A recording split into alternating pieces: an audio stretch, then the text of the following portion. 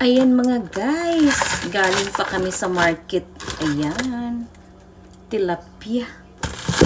Ug na ako'y shrimps din na ako ni siyang butang sa ziplock para usay nga ani magkuan gani tawag ani kaning masiparit-siparit pa siya.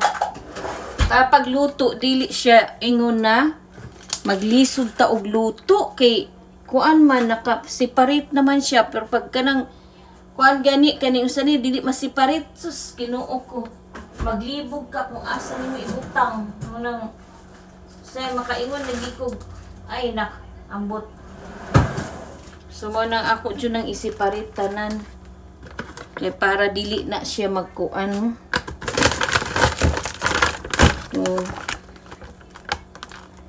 saon man na pila man ikabuok tulo niya.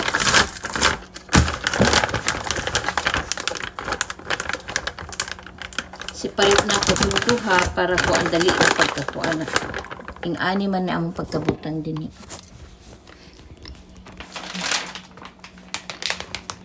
sa freezer sa refrigerator na ako ibutang kay para makuan siya ba kanang ma-ready gani siya.